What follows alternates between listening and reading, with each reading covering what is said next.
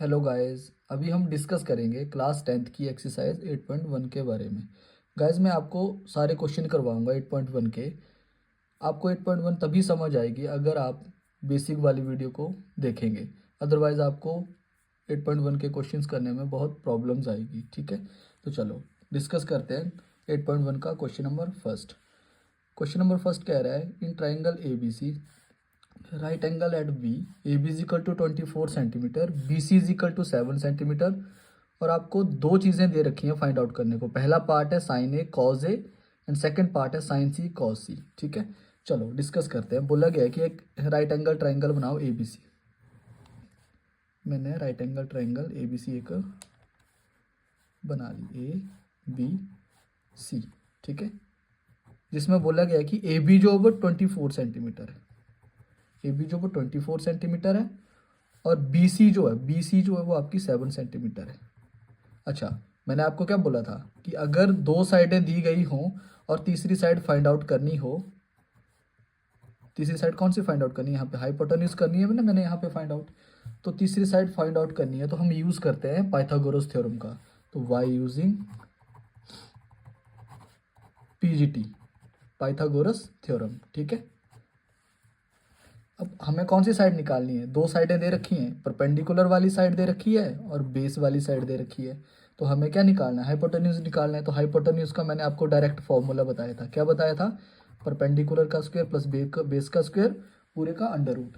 तो एच आ जाएगा आपका यहाँ पे। परपेंडिकुलर कितना है? 24 है, 24 का स्क्वायर प्लस बेस कितना है? 7 है, तो 7 का स्क्वायर। तो एच आ जाएगा आपका यहाँ पे। 24 का जो स्क्वायर होता है वो होता है 576, और जो 7 का स्क्वायर होता है वो होता है 49। अब जब हम इनको ऐड करेंगे 576 में, जब मैं 49 को ऐड करूंगा तो बनता है 625। और 625 जो अंडर रूट होता है, स्क्वायर रूट होता है, वो होता है आपका किसका? 25 का। तो एच जो है आपका यहाँ पे आएगा 25 सेंटीमीटर। यहाँ तक क्लियर है? अच्छा चलो, एच आ गया आपके पास 25 सेंटीमीटर। अच्छा देखो, तीनों साइडें आ चुकी हैं। अब आपको फाइंड आउट करना है। पहले पार्ट पे आते हैं। पहला पार्ट क्या कह रहा है? साइन ए और कॉज ए। चलो देखते हैं। अब देखो, साइन और कॉस जो है, इनमें जो एंगल जो है वो ए है ना, एंगल ये। तो इसका कहने का मतलब है कि एंगल जो है वो ए पे बना हुआ है, मतलब यहाँ पे बना हुआ है ए पे एंगल। तो जब मैंने आपको क्या बोला था कि जहाँ पे एंगल बनता है, जिस पॉइंट पे एंगल बनता है, उसके सामने जो आपको लाइन दिखती है ना, वो आपकी परपेंडिकुलर होती है। तो पहले तो आपको ये पता होना चाहिए कि साइन जो है वो किसके बराबर होता है। तो साइन जो है वो आपको होता है परपेंडिकुलर अपॉन हाइपोटेन्यूज। तो यहाँ पे जब एंगल ए पे है तो आपका परपेंडिकुलर जो है वो ये बन जाएगा। ये परपेंडिकुलर बन गया, और परपेंडिकुलर ने किसकी जगह ले ली? बेस की ले ली। तो बेस किसकी जगह ले लेगा?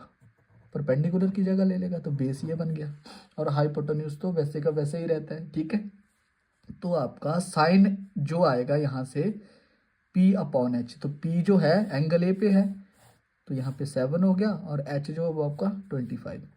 तो साइन ए की वैल्यू जो आई वो आई आपके पास 7/25। दूसरी साइड कॉज ए। कॉज होता है आपको, क्या होता है कॉज आपका?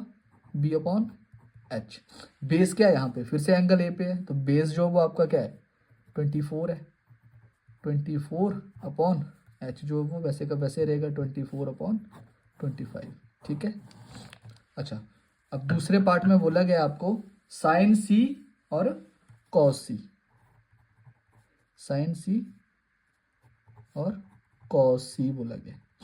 अच्छा देखो, साइन आपका वैसे का वैसे रहेगा। साइन तो आपको लोगों को पता होगा, P/H होता है, और कॉस भी आप लोगों को पता होगा, B/H होता है। पर बात ऐसी आती है कि साइन के साथ एंगल सी है और कॉस के साथ भी एंगल सी है। मतलब एंगल जो है आपका किस पे बना हुआ है? एंगल जो है आपका वो आपका बना हुआ है सी पे। जब एंगल सी पे बना हुआ हो तो आपको सी के सामने आपको जो लाइन दिखती है वो परपेंडिकुलर होगी, है ना। अब इस एंगल के सामने आपको जो लाइन दिख रही है वो आपकी क्या, और कौन सी है? ए बी है ना। तो आपकी ये आपकी क्या होगी? परपेंडिकुलर। तो यहाँ पे आपका जब सी पे एंगल बन रहा है तो परपेंडिकुलर क्या हो जा रहा है? 24। बेस आपका क्या हो जाएगा?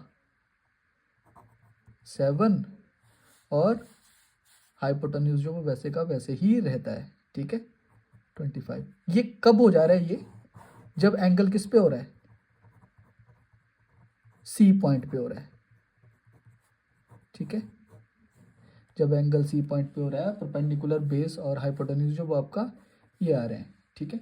तो साइन सी मतलब पी अपॉन एच, तो पी जो है वो 24 है और एच जो है आपका 25 है, तो साइन सी की वैल्यू आई 24/25 और कॉस सी की value B upon H, B जो है वो 7 है और एच 25 है, ठीक है। तो आपके ये पहला पार्ट और दूसरा पार्ट यहाँ पे खत्म होता है, ठीक है। अब आते हैं आपका क्वेश्चन नंबर 2 पे। इसमें बोला गया कि एक आपके पास डायग्राम दे रखी है पी क्यू आर और बोला गया कि आपको फाइंड आउट करना है tan p minus cot R, और आपके पास ये जो ट्राइंगल दे रखी है पी क्यू आर, इसमें परपेंडिकुलर और आपके पास हाइपोटेन्यूज दे रखा है, तो आपको बेस निकालना है। बेस का फॉर्मूला मैंने आपको बताया था कि बेस का जो फॉर्मूला होता है वो होता है हाइपोटेन्यूज का स्क्वायर माइनस परपेंडिकुलर का स्क्वायर।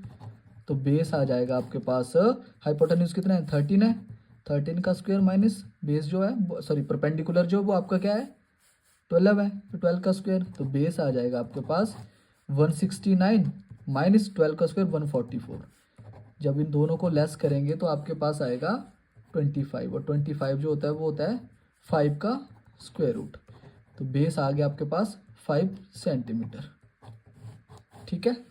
बेस आ गया आपके पास 5 सेंटीमीटर। अब बेटा आप लोगों को बोला गया है tan p minus cot R, तो tan p का मतलब है एंगल p पे है, इधर है एंगल p पे, तो tan p, tan होता है एक्चुअल में किसके बराबर, p अपॉन b के बराबर, ठीक है। तो जब p पे एंगल है तो परपेंडिकुलर ये बन चुका है, बेस ये और हाइपोटेन्यूज वैसे का वैसे रहेगा, तो p अपॉन b, p जो है वो आपका 5 है और b जो है वो आपका 12 है, तो tan p की वैल्यू आई 5/12। और दूसरा कॉट आर बोला है, तो इसका कहने का मतलब है एंगल आर पे है, इधर एंगल है आर पे, तो एंगल के सामने आपको ये लाइन दिख रही है, दिस इज कॉल्ड परपेंडिकुलर, और बेस ये जब एंगल कहाँ पे है आर पे है और हाइपोटेन्यूज वैसे का वैसे रहेगा, तो कॉट होता है बी अपॉन पी। तो बी जो है जब आर पे एंगल है तो बी जो है वो 5 है और पी जो है वो 12 है, तो कॉट आर की वैल्यू भी क्या आई 5/12। आपको बोला क्या क्या था, tan p minus cot R, कहने का मतलब है tan p की वैल्यू में से कॉट आर की वैल्यू को लेस करिए, tan p minus cot R, tan p की वैल्यू है 5/12 माइनस 5/12, दोनों की वैल्यू एक जैसी है, तो ये भी 5/12 है, प्लस का ये माइनस का है, कट गया ये आपस में, तो आंसर आ गया 0, ठीक है। चलो अब हम डिस्कस करेंगे आपका थर्ड क्वेश्चन के बारे में। चलो अब देखते हैं आपका क्वेश्चन नंबर 3 के बारे में। इसमें बोला गया है if sine A is equal to 3/4 calculate cos A and tan A, मतलब आपको वैल्यू निकालनी है कॉज ए की और tan ए की, जिसमें आपके पास गिवन दे रखा है, गिवन दे रखा है sine A is equal to कितना दे रखा है 3/4, ठीक है। अब साइन ए दे रखा है 3/4, तो पहले का आपकी राइट एंगल ट्राइंगल बना लेते हैं। ये आपकी एक राइट एंगल ट्राइंगल है, देखो ए बी और सी। अब मैंने ए बी सी ट्राइंगल में ए जो है पॉइंट वो इधर ही क्यों बनाया, क्योंकि आप लोगों को पता होगा कि जब एंगल यहाँ पे होता है तो आपका परपेंडिकुलर और बेस जो है वो वैसे का वैसे ही रहता है, नो चेंजेस, इसमें कोई भी चेंज नहीं आता है।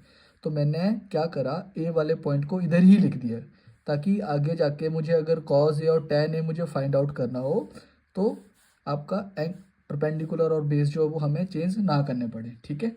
अच्छा देखो साइन ए दिए दे रखा है आपके पास 3/4, तो साइन जो आपको पता p/h के बराबर होता है, तो p/h मतलब p की वैल्यू 3 है और h की वैल्यू 4 है, ठीक है। तो p की जगह पे कितना लिख दो, p की जगह पे लिख दो आप 3 और h की जगह पे 4 लिख दो। निकालना क्या है, आपको बेस निकालना पड़ेगा, मैंने आपको बताया था बेस का फॉर्मूला बाय यूजिंग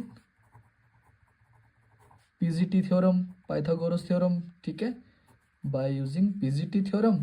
तो पाइथागोरस थ्योरम कहती है अगर हमें बेस की वैल्यू निकालनी है तो बेस का जो फॉर्मूला होता है, base is equal to hypotenuse का स्क्वायर माइनस परपेंडिकुलर का square. Base is equal to hypotenuse है आपका कितना 4 है, 4 का स्क्वायर 16 हो जाएगा, माइनस 3 का स्क्वायर 9 हो जाएगा। बी इज इक्वल टू 16 में से 9 गए तो अंडर रूट 7, मतलब 7 रहेगा आपके पास। तो वी की वैल्यू जो आई वो आई √7। अब आप लोगों को फाइंड आउट करना है कॉस ए की वैल्यू। कॉस किसके बराबर होता है, बी अपॉन एच के बराबर होता है ना। एंगल किस पे, ए पे है, तो ना तो परपेंडिकुलर चेंज होगा ना तो आपका बेस चेंज होगा, वो वैसे का वैसे रहेगा। तो बी अपॉन एच, बी जो है वो आपका ये है, एच जो है आपका ये है, ठीक है। और आपका परपेंडिकुलर जो है वो ये है, एच की वैल्यू 4 है, 4 लिख देता हूँ मैं यहाँ पे, ठीक है। तो बी अपॉन एच, बी का है कितनी है वैल्यू बी की, √7 अपॉन, और एच की वैल्यू है 4। तो कॉज ए की वैल्यू जो आई आपके पास वो आई √7 अपॉन 4। और दूसरी कौन सी बोलेगी है, टेन ए की वैल्यू। टेन जो होता है वो आपका किसके बराबर होता है, पी अपॉन बी के बराबर होता है। तो पी जो है वो आपका क्या है 3 है, और बी जो आपका क्या है √7 है। That's it.